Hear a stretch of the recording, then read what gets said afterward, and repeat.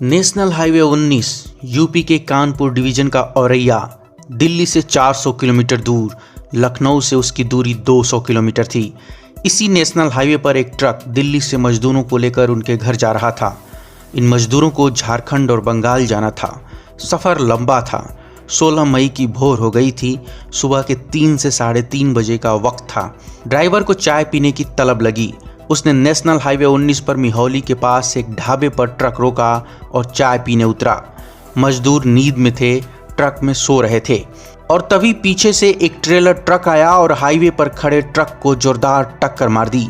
हादसे में 24 प्रवासी मजदूरों की मौत हो गई, जबकि 36 लोग घायल हो गए। इनमें कईयों की हालत गंभीर है।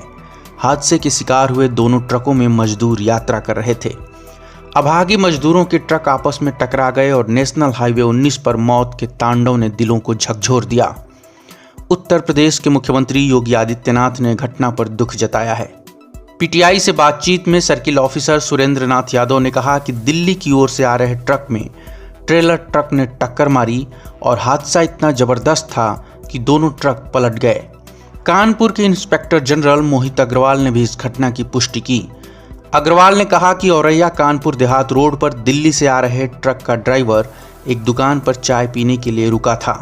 इसी दौरान राजस्थान की ओर से आ रहे ट्रक ने हाईवे पर खड़े ट्रक को टक्कर मार दी। हादसा इतना जबरदस्त था कि दोनों ट्रक पलट गए और सड़क किनारे खड्ड में गिर गए। हादसे में 24 मजदूरों की मौत हो गई, जबकि 36 मजदूर घायल हुए हैं। 14 मजदूरों की हालत गंभीर है। गंभीर रूप से घायल मजदूरों को सैफई स्थित पीजीआई में भर्ती कराया गया है। 22 मजदूरों को औरैया में भर्ती कराया गया है।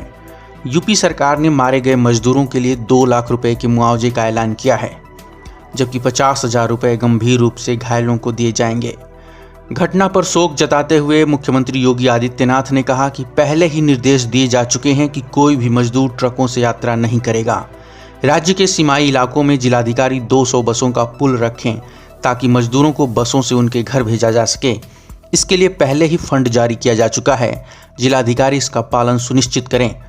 मौत का शिकार हुए मजदूरों में ज़्यादातर झारखंड और पश्चिम बंगाल के थे, जबकि गोरखपुर से सटे कुशीनगर के रहने वाले कुछ मजदूर भी मारे गए हैं।